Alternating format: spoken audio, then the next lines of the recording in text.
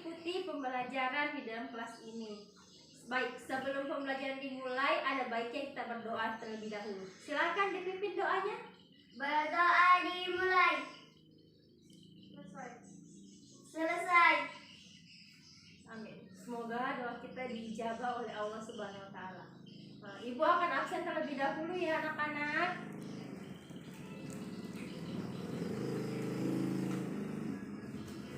Yang pertama, Amanda Eka Putri. Hadir, Bu. Ummul Sahada. Hadir, Bu. Natasha Agustika Putri. Hadir, Bu. Ahmad Agustian Hidayah. Hadir, Bu. Alhamdulillah, semoga hari ini semuanya hadir ya di dalam kelas ini. Sudah siap belajar semuanya? Siap, Bu. Alhamdulillah. Jadi, materi pembelajaran yang Ibu bawakan hari ini mengenai tekanan hidrostatis. Sebelum kita melangkah lebih jauh ke apa sih itu tekanan hidrostatis, Ibu akan memberitahu tujuan yang akan kita capai setelah mempelajari mengenai tekanan hidrostatis. Nah, tujuan pembelajaran itu ada 3, yaitu yang pertama, memahami pengertian tekanan hidrostatis. Yang kedua, mengetahui besaran-besaran yang berpengaruh pada tekanan hidrostatis. Dan yang ketiga, mengetahui hubungan antara kedalaman dengan tekanan hidrostatis. Jadi, dalam kehidupan kita sehari-hari sebenarnya tekanan hidrostatis itu sering kita jumpai. Ada yang tahu di mana? Nah, salah satu contohnya itu saat kita berenang. Di sini ada yang bisa berenang? Saya, Bu. Alhamdulillah, semuanya sudah bisa berenang. Jadi, di berenang itu tekanan hidrostatis ada di mana? Atau tekanan hidrostatis diterapkan di mana? Ada yang tahu? Jadi, saat kita menyelam, tekanan hidrostatis di situ bekerja. Bagaimana bisa, Bu? Nah, bisa dong. Makanya Ibu akan mengajarkan atau menyampaikan materi mengenai tekanan hidrostatis. Dengan itu, Ibu harap kita setelah mempelajari mengenai tekanan hidrostatis dapat menerapkannya di kehidupan kita sehari-hari.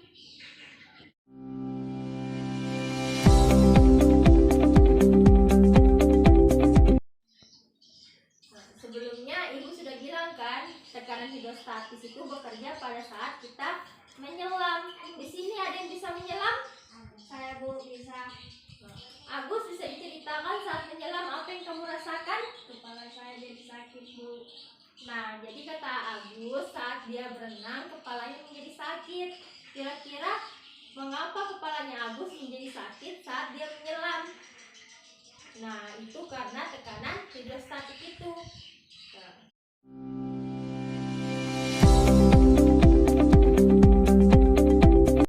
Baik, Ibu sudah bagikan referensi kepada kalian semua.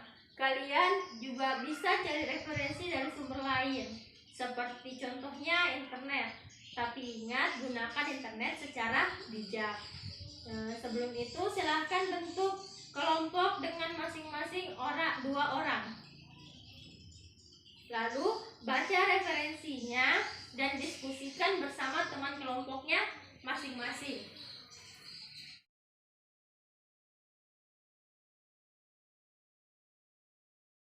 Baik, sudah dibaca semuanya? Nah, Ibu akan bertanya, apa sih itu tekanan hidrostatik? Ada yang bisa jawab? Ya, Tika, silahkan dijawab. Tekanan hidrostatis adalah tekanan yang diakibatkan oleh gaya yang ada pada zat air terhadap suatu bidang tekanan pada kedalaman tertentu. Ya, benar sekali. Sekarang Ibu mau tanya, besaran apa yang berpengaruh pada tekanan hidrostatik? Siapa yang mau jawab? Ya, Eka, silakan dijawab. Massa jenis dan kedalaman, Bu. Nah, betul sekali. Jadi, besaran yang berpengaruh pada tekanan hidrostatik itu ada massa jenis dan kedalaman. Ada yang bisa jelaskan apa itu massa jenis dan kedalaman? Ya, silakan dijawab.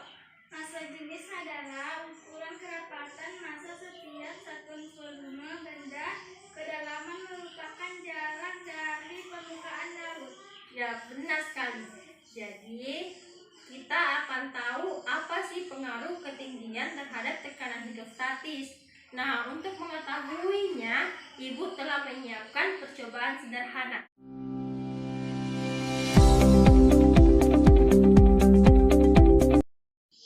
Ya, Ibu sudah bagikan LKPD kepada semua kelompok. Tadi kelompok 1 anggotanya ada Tika dan Agus, sedangkan kelompok 2 ada Umul dan Eka.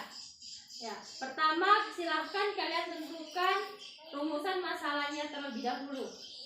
Sudah? Sudah, Bu. Ya, baik. Sekarang kalian keluarkan alat dan bahan yang kalian bawa dari rumah. Silakan disebut alat bahannya dari mulai Tika. Apa aja yang kalian bawa? Botol bekas, selotip, paku, Nah, Umul apa yang kalian bawa? Lanjutin. penggaris, pidon, dan air. Ya, jadi kita akan mulai bekerja ya. Pertama, kalian siapkan dulu botol bekasnya. Kemudian, ikuti langkah-langkah kegiatan yang ada di LKPD-nya masing-masing.